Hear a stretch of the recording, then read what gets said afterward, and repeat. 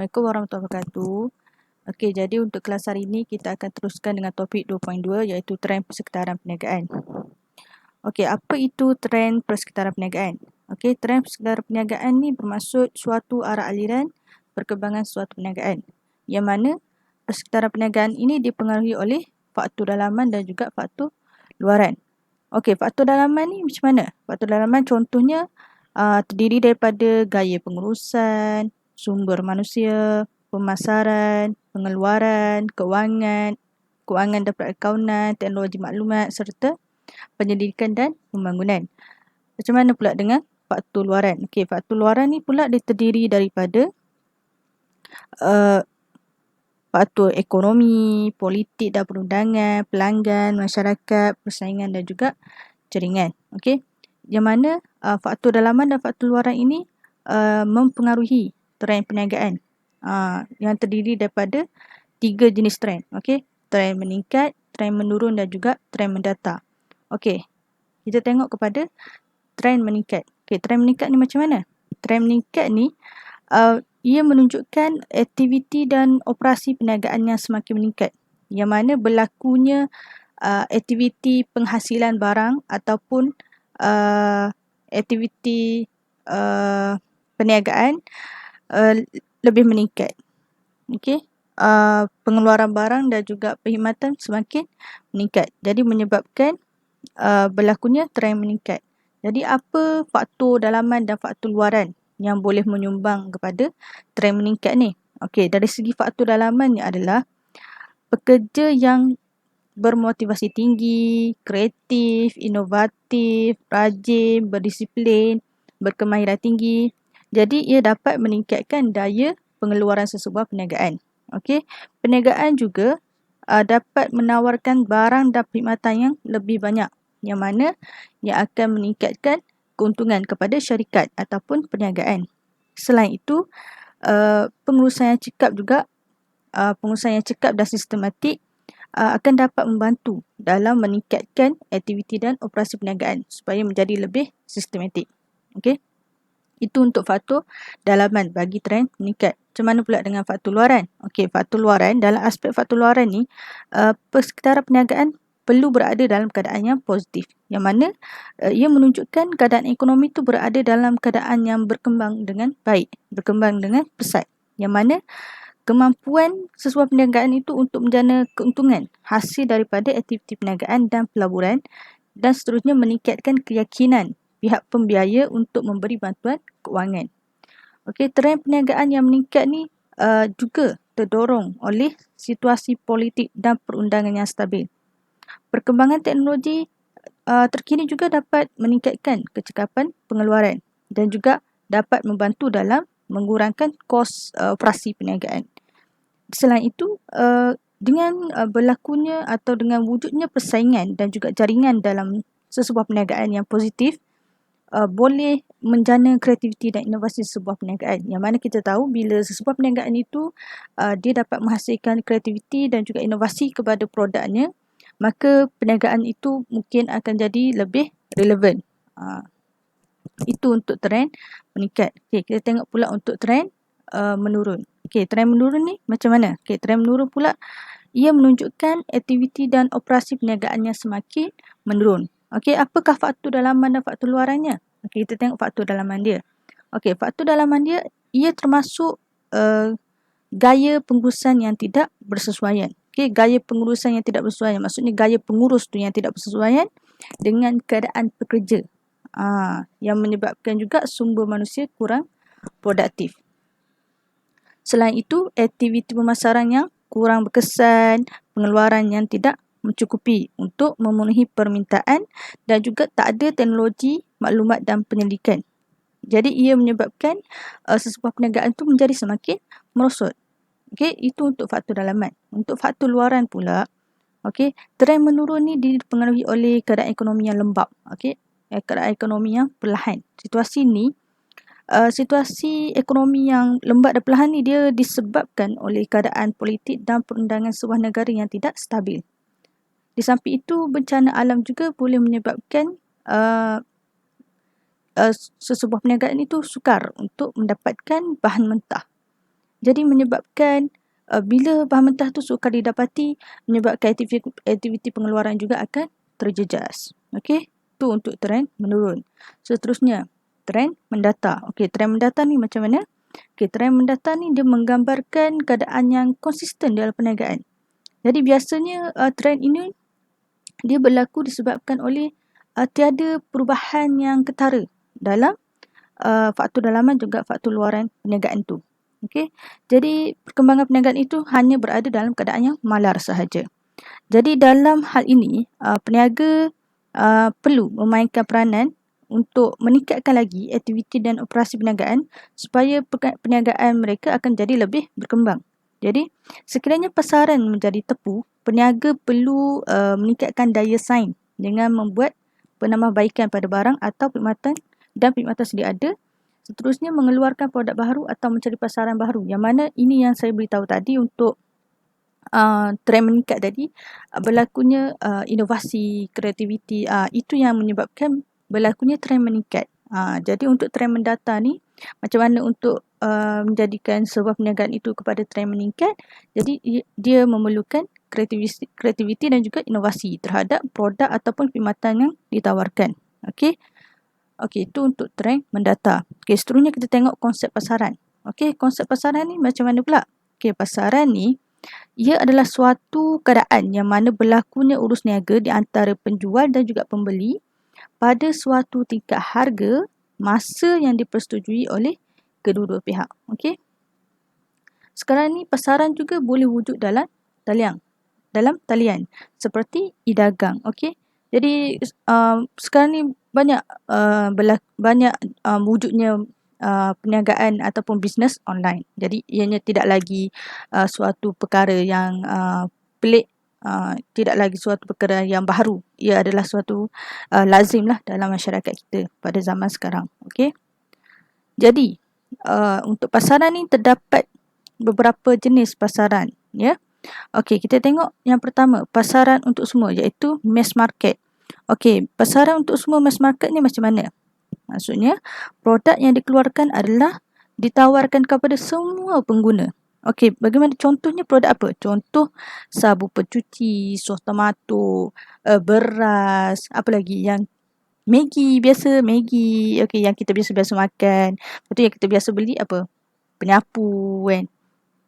Jadi perkara-perkara asas. Okey, tu pasaran untuk semua mass market.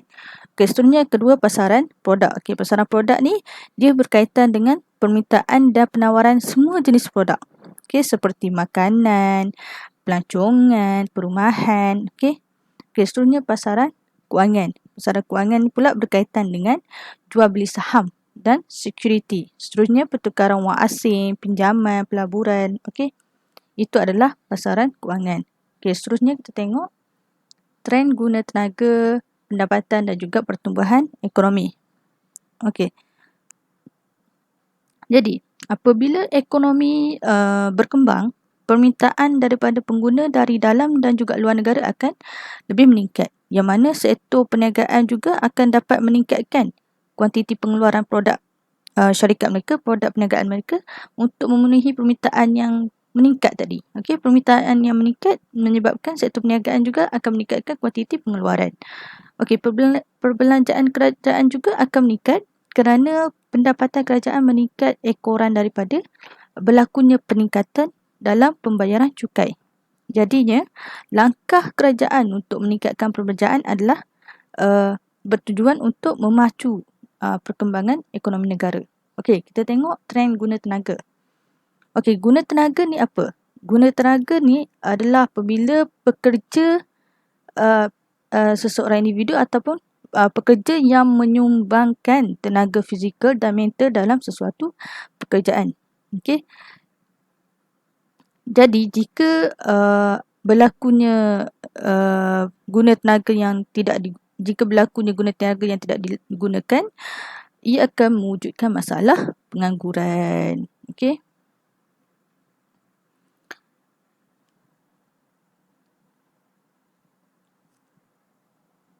Sebab bila ekonomi meningkat,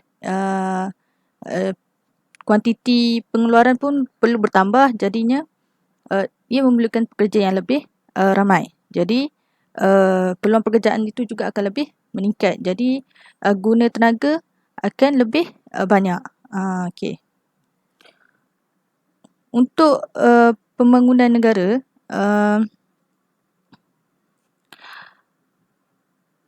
dalam aktiviti pengeluaran. Okey, di bawah pembangunan negara kita ada aktiviti pengeluaran. Okey, aktiviti pengeluaran ni macam mana? Iaitu aktiviti yang sektor utama seperti pertanian dan juga hasil semula jadi. Jadi, pekerja tidak perlu mempunyai kemahiran yang tinggi dalam mencuba dalam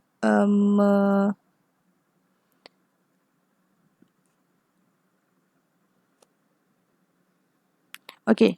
Kita tengok di bawah pembangunan negara. Okey, pertama sekali aktiviti pengeluaran. Okey, aktiviti pengeluaran ni dia banyak terlibat dalam aktiviti sektor utama seperti pertanian dan juga hasil semula jadi.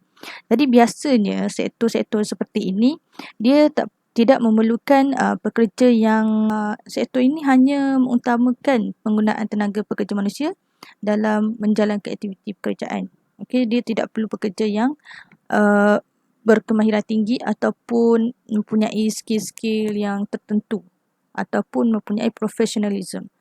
Okey, seterusnya dalam bidang penyelidikan. Okey. Dalam bidang penyelidikan dengan dalam bidang penyelidikan dengan mempelbagaikan sektor ekonomi dengan menceburi sektor perindustrian dan perkhidmatan untuk mengurangkan kebergantungan pada sektor utama. Okey, menjalankan aktiviti R&D agar berkembang seiring dengan negara maju. Okey, seterusnya kita tengok perubahan dalam guna tenaga. Okey, perubahan dalam guna tenaga. Pertama sekali berlakunya penambahan bilangan pekerja. Okey, bagaimana ia boleh berlaku penambahan bilangan pekerja apabila suatu sektor itu sedang berkembang. Jadi ia memerlukan lebih ramai pekerja. Jadi berlakulah peningkatan bilangan pekerja. Okey, seterusnya dalam aspek perkembangan dalam teknologi. Okey, perkembangan teknologi juga akan menyebabkan bilangan pekerja semakin berkurang ataupun penggunaan guna tenaga manusia itu tidak diperlukan begitu ramai. Okey. Seterusnya tengok kepakaran guna tenaga berkemahiran tinggi. Okey, jadi ini sangat diperlukan. Kepakaran ni sangat diperlukan untuk menggunakan teknologi. Jadi bila seseorang individu mempunyai kepakaran itu, jadi ia sangat diperlukan dan juga dia boleh meningkatkan nilai kebolehpasaran dia ataupun nilai kebolehpasaran guna tenaga tu dalam sesebuah industri. Okey. Okey, seterusnya kita tengok trend pendapatan. Okey, trend pendapatan.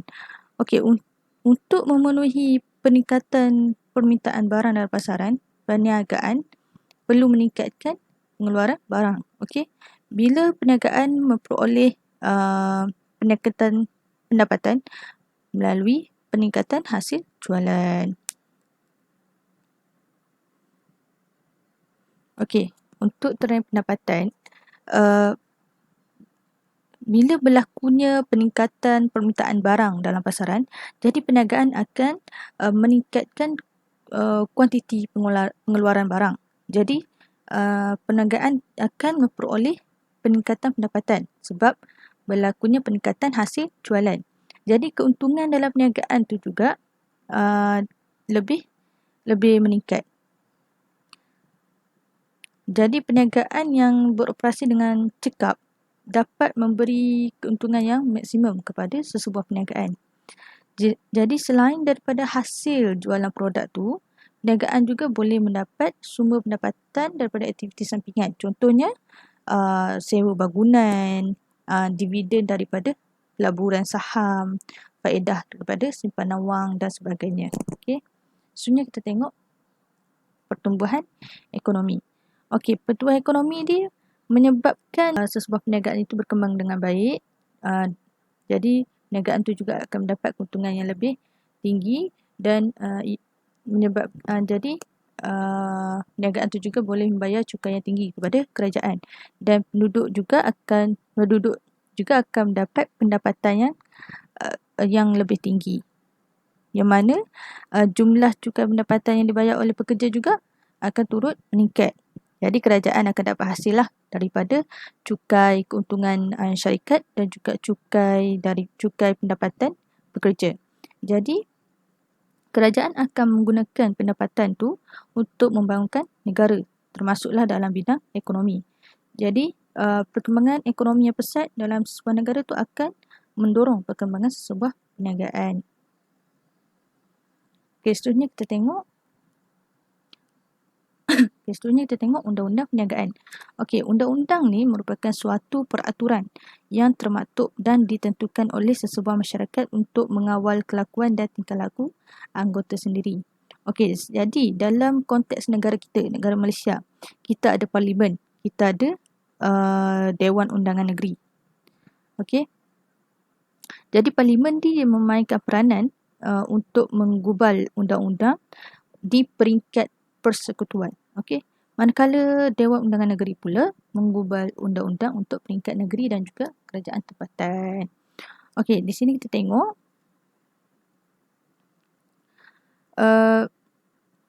perkara yang terdapat dalam organisasi perniagaan mengikut kerangka perundangan adalah seperti berikut. Yang pertama sekali kita tengok aspek kesihatan dan keselamatan. Dari segi aspek kesihatan dan keselamatan, ia berkaitan dengan risiko ataupun beraturan kebakaran dan perlindungan pemakanan pekerja. Maksudnya melindungi pekerja lah, ya. Melindungi pekerja dari segi kesihatan dan keselamatannya. Jadi undang-undang akan memastikan organisasi perniagaan mematuhi peraturan keselamatan dalam menjalankan operasi perniagaan. Jadi sesebuah operasi perniagaan tu juga dia perlu ada langkah-langkah keselamatan dia lah, ya. Contohnya mungkin dia ada dia punya peraturan, dia punya SOP dalam perniagaan dia, dalam operasi perniagaan dia dan tempat kerja tu, ataupun dia disediakan pintu exit, kata pintu keluar apabila berlakunya kebakaran. Contohnya seperti itulah. Seterusnya kita tengok dari aspek pekerjaan. Jadi undang-undang yang berkaitan dengan aspek pekerjaan ni adalah ia menekankan kadar upah minimum, tempoh waktu bekerja dan diskriminasi pekerjaan. Yang mana undang-undang ni dia melarang sesebuah perniagaan untuk mengamalkan diskriminasi terhadap pekerja berdasarkan kaum, agama dan jantina, yang mana tidak akan mengganggu-gugat perpaduan dalam negara, dalam kalangan rakyat Malaysia. Jadinya maksudnya di sini seseorang majikan tu tidak boleh membayar gaji sewenang-wenangnya lah kepada pekerjanya. Contohnya dia membayar gaji pekerjanya mengikut apa yang dia nak bagi. Majikan tu bayar je apa setakat yang dia nak bayar, tak boleh. Dia ada kadar upah minimum dia. Berapa minimum upah yang perlu dia bayar kepada pekerja. Kalau dia tak bayar upah pekerja pada kadar upah minimum yang betul, ia akan dapat dikenakan tindakan undang-undang. Seterusnya dari aspek maklumat. Jadi sekarang ni dunia mengalami ledakan maklumat, yang mana sekarang ni mudah sangat nak akses maklumat kat mana-mana. Maklumat kat ujung jari je orang kata. Mudah sangat. Jadi untuk melindungi data, mengelakkan daripada berlakunya cetak rompak, berlakunya kecurian data sulit daripada perniagaan tu. Jadi undang-undang diwujudkan untuk melindungi data-data sulit dalam sebuah perniagaan tu lah. Itu dari aspek maklumat. Ini kita tengok daripada aspek perancangan. Jadi perniagaan ni dia memerlukan bangunan untuk menjadikan sebagai premis perniagaan dia lah. untuk dijalankan operasi perniagaan. Contohnya kilang kereta proton. Okey. Di Malaysia ni lesen perniagaan diperoleh berdasarkan Undang-Undang Persekutuan. Okey, sementara bangunan di bawah kuasa kerajaan negeri. Okey. Untuk perancangan perancangan untuk membeli bangunan ataupun perancangan tempat untuk membuat kilang, merancang untuk membuat kilang, ia perlu kelulusan daripada pihak undang-undang lah. Okey. Itu daripada aspek perancangan. Seterusnya kita tengok aspek perlindungan pengguna. Okey, Undang-Undang Perlindungan Pengguna juga diwujudkan, dia bertujuan untuk melindungi hak-hak pengguna daripada amalan perniagaan yang menyalahi undang-undang. Okey. Perniagaan ni dia perlu keluarkan produk yang sesuai dengan tujuan penggunaan. Contohnya barangan makanan yang tidak mengandungi pengawet yang boleh menjejaskan kesihatan. Biasanya memang sekarang ni biasanya makanan dalam tin tu dia memang dia awet, tapi tapi bahannya jangan sampai menjejaskan kesihatan pengguna. Okey. Perlu jadi pemprosesan makanan tu perlu dijaga dengan baik supaya bahan-bahan dalam makanan tu tidak akan menjejaskan kesihatan pengguna. Itu dari aspek perlindungan pengguna. Kita tengok dari aspek persaingan, mewujudkan persaingan yang sihat di antara sebuah perniagaan dengan sebuah perniagaan yang lain, yang mana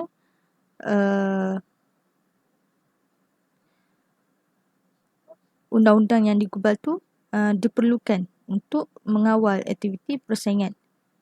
Contohnya dalam persaingan harga, pasaran, antarabangsa. Okey. Itu dari aspek persaingan. Seterusnya dari aspek pengiklanan. Okey. Aktiviti pengiklanan merupakan satu komponen dalam campuran promosi yang menyebarkan maklumat produk kepada pengguna dengan menggunakan media massa. Sekarang ni kita ada media sosial. Okay, banyak platform, banyak tempat, banyak medium yang boleh digunakan untuk mengiklankan sesuatu produk. Okay. Dengan periklanan perlu digubal ataupun meminda undang-undang sedia ada supaya ianya sesuai dengan keperluan semasa. Okay. Dulu mungkin iklannya setakat surat khabar je ke, setakat dekat tampal poster je ke, dekat tepi-tepi kat tiang tu ke. Jadi sekarang ni periklanan tu boleh jadi lebih meluas. Okay. Kita boleh dapat, kita buka telefon je ada iklan. Okay, kita buka laptop je ada iklan. Kita nak akses kat mana-mana pun dia dapat iklan. Kita tengok YouTube pun ada iklan. Tengok YouTube ada iklan. Lepas tu kita jalan kat jalan raya, kita lalu kat jalan raya besar, kita lalu kat lebuh raya, ada billboard. Okay. Ada board yang besar-besar kat tepi-tepi jalan raya besar tu pun satu periklanan. Okay, satu medium periklanan. Okay, itu aspek periklanan. Maksudnya undang-undang syarikat. Okay, dari aspek undang-undang syarikat. Jadi undang-undang ni diwujudkan ia sebagai garis panduan untuk memulakan dan menjalankan operasi sebuah perniagaan. Yang mana butiran undang-undang syarikat berkaitan dengan entiti perniagaan termasuklah aspek pengurusan dan bidang kuasa yang ada dalam organisasi. Okay, jadi ianya sebagai satu guideline lah untuk sesebuah perniagaan tu nak memulakan perniagaan. Okay, apa yang dia perlu ada. Okay, macam mana nak daftar, entiti perniagaannya seperti mana, aspek pengurusan dan juga bidang kuasanya lah. Kita tengok. Itu dari aspek undang-undang syarikat. Seterusnya kita tengok dari aspek persekitaran. Okey, aktiviti perniagaan pada masa ini dia memerlukan inisiatif penggubalan undang-undang yang berkaitan dengan alam sekeliling dengan mengambil kira kepentingan masyarakat, termasuklah pengurusan perniagaan dalam pembuangan sisa pengeluaran yang berbahaya kepada manusia. Inilah kita kata biasanya ni berkaitan dengan operasi kilang lah. Okay. Asap-asap kilang, bahan-bahan toksik daripada kilang, bahan-bahan toksik daripada kilang yang dibuang ke sungai, asap-asap kilang yang boleh mencemarkan udara, menyebabkan mungkin berlakunya jerebu. Okey. Itulah untuk aspek persekitaran. Okey, untuk hari ini setakat itu saja. Assalamualaikum warahmatullahi wabarakatuh.